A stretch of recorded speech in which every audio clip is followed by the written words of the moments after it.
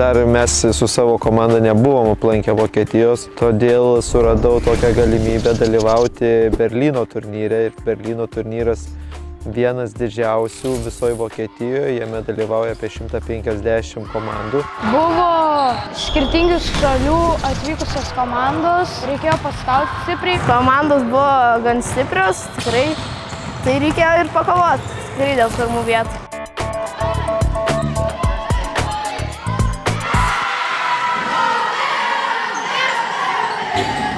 Laukė mūsų ilga kelionė autobusu per visą naktį. Po to mes gyvenom sporto salėje. Turbūt daugiausiai emocijų vaikams suteikė šitas momentas, kada jie gali būti kartu nuo ryto iki ryto visą dieną ir tas visas laisvas laikas. Vaikai dažniausiai bumsėdavo kamuolį salėje. Tai aš kaip juokauju, vaikus pažadindavo ne žadintuvai, o kamuolių bumsėjimas. Man labai patiko, kai su komanda gyvenom salėje, galėdom žaisti krepšinį iki paryčių. Gal biškį ir per daug prisišildom, bet viskas buvo labai smagu. Apsigyvenom aikštelę krepšinio, permėgome ten, žaidėm krepšinio vakarais.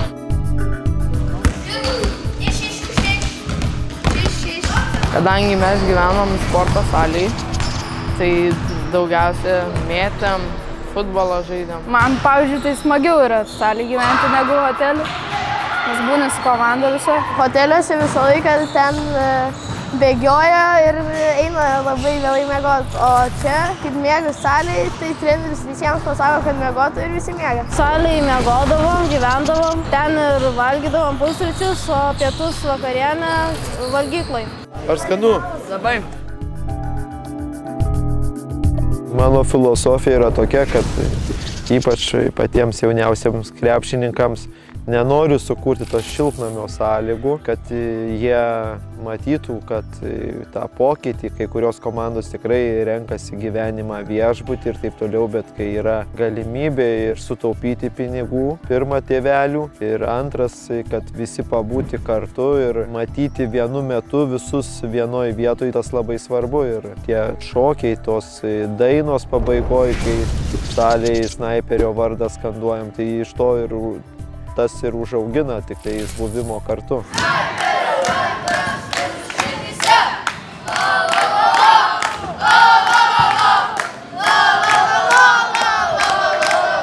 O čia tai karalius. Nusilenkit karaliui. Buvom sukūrę Gero vakaro šou. Martynas ir Dominykas sukūrė buvo. Martynas apsirengė kaip toksai žaidimo veikėjas.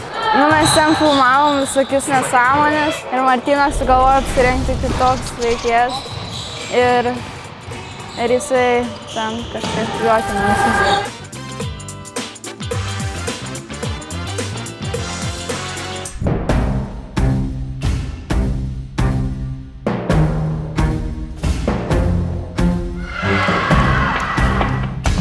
Mūsų komandos buvo dvi, raudonieji ir geltonieji. Kelionė link finalinio etapo pakankamai klostėsi gerai ir aš džiaugiuosi, kad turėjau asistentą. Jo buvo Lukas, kuris tikrai man labai padėjo ir nuspręsdavom, susitardavom, kur kuris ką pagelbės, kur kuris ką pavaduos, nes buvo rungtynių, kada vyko vienu metu. Ir mes tikrai ypatingai džiaugiuosi antros komandos rezultatais, nes tikrai jie turėjo daugiau, reikėjo jiem įrodyti, kad jie vertesni to finalinio etapo ir tik tai pusfinalį taip sutiko, kad pusfinaliai turėjo mūsų komandos susitikti ir tada raudonieji įrodė, kad jie yra stipresni prieš geltonuosius, raudonieji kovojo finale, kurie tikrai po rimtos kovos įveikė Taivano krepšininkus. Nors Taivano krepšininkai tikrai labai gerą žaidimą demonstravo, o antroji mūsų komanda varžėsi dėl 3. vietos ir įveikė Vokietijos komandą. Misija, manau, įvykdyta.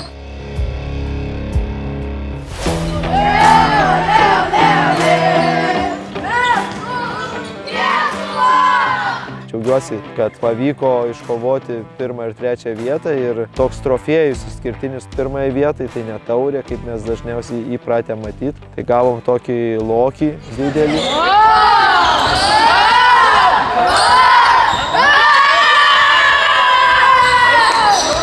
Tai vaikam truputį keista, bet manau, kad čia vėl ateityje vaidins ne kažkoks taurė kažkur padėta arba nuotraukoje taurė, bet prisiminimas, kaip mes gyvenom, kaip kartu sutarėm, ką pasiekėm turnyre ir kokie mes buvom tada. Džiaugiuosi, kad dar vieno esam turnyro čempionai ir, kaip sakau, šitie čempionų vardai rašosi abiem komandom, nes ta pati karta, tai visos pergalės keliauja abiem komandom, jie gali visi džiaugtis.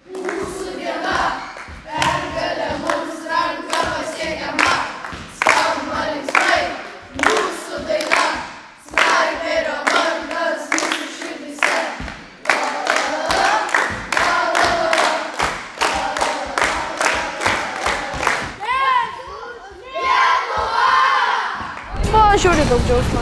Laimingi išėjom ir su taure, ir su medaliais, ir su maikėm čempionų. Kad laimėjom pirmą vietą, smagu buvo, sužaidėm gerai, praleidėm laiką gerai ir patiko turnyras. Labai džiaugiamės, kad laimėjom pirmą vietą.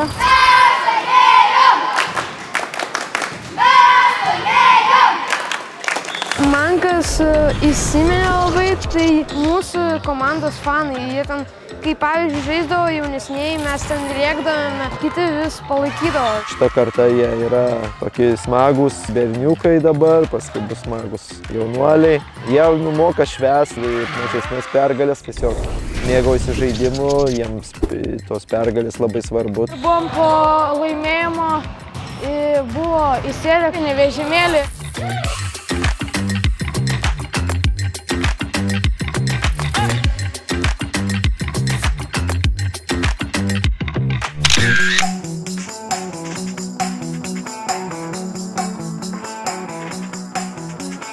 Man patiko Berlynas, nes didelis miestas, tramvajai viskas yra. Ėjom pasivaikščioti daug, aplink parkus ėjom dar. Berlynas tai tikrai geras, įdomi vieta Berlyne, tikrai smagu ten.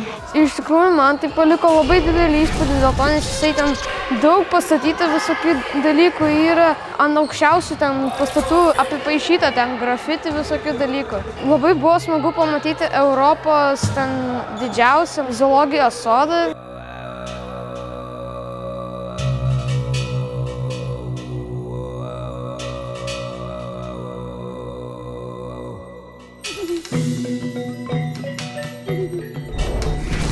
Didelis zoologijos sodas, tikrai tų gyvūnų labai yra daug. Tokių įdomų gyvūnų, kuriam nematėm Lietuvoje.